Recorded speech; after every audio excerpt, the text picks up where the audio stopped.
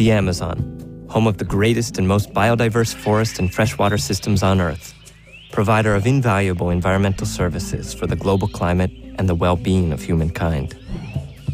A tree of rivers, according to John Hemming. Rivers that pulse in rhythm with the basin, its seasonal rainfall, and runoff from the encompassing highlands. More than 100,000 kilometers of streams that create, carry, and constantly transform the diversity of life in their surroundings. Like a human vascular system, this pulsing system of rivers cannot endure large-scale changes without compromising the system itself. Therefore, the rapid advance of the hydropower industry into the Amazon must be met with a comprehensive plan for the intelligent use of the entire biome. A plan that defines priority areas for conservation, whose survival is dependent on their connection to free-flowing rivers. The WWF calls this plan the integrated vision of the Amazon. But how do we define which areas need to be conserved or sustainably managed?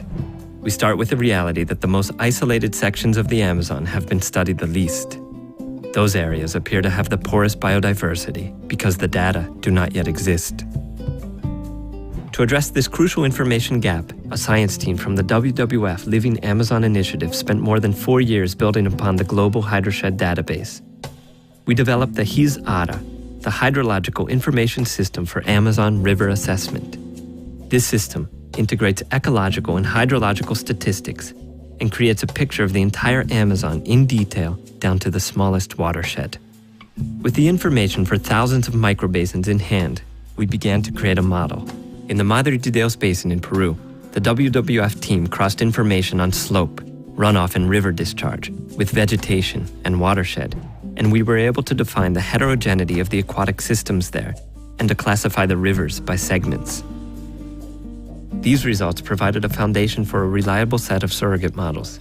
From here, the WWF was able to expand this concept to the entire Amazon basin.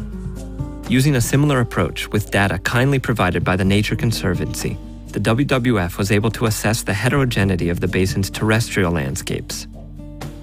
At this point, we had our conservation targets. But how to apply this in the real world? Preserving biodiversity in the biome means we must conserve the greatest variety of aquatic and terrestrial ecosystems. We need to guarantee a comprehensive representation of diversity, but we must also take into account efficiency, complementarity, resilience, and vulnerability. We next looked at land that is already protected by law and land that is at risk. The existing system of protected areas in indigenous territories were defined as opportunities for conservation. Precedence was given to areas already grouped together. Information from a study developed by IPAM, the Woods Hole Institute, and the University of Minas Gerais that estimates risks of deforestation for 2005 through 2050 was computed as a cost factor. Next, by cross-referencing maps of human activity, we created a composite ecological risk index to estimate freshwater vulnerability. Finally, we used this information to define a conservation target, a number that can be used in future dialogue about conservation and the use of the Amazon basin. That conservation target is 30% for each system. We now have all the inputs to run the model. 2 maps illustrate the results. One map shows which specific ecosystems would be irreplaceable were they to be lost. And the other map identifies which aquatic and terrestrial systems can and should be sustainably managed or conserved in order to preserve the biodiversity of the whole biome. This map reveals something equally vital: the river segments that should be kept free-flowing in order to keep these areas connected to the main artery, the Amazon River.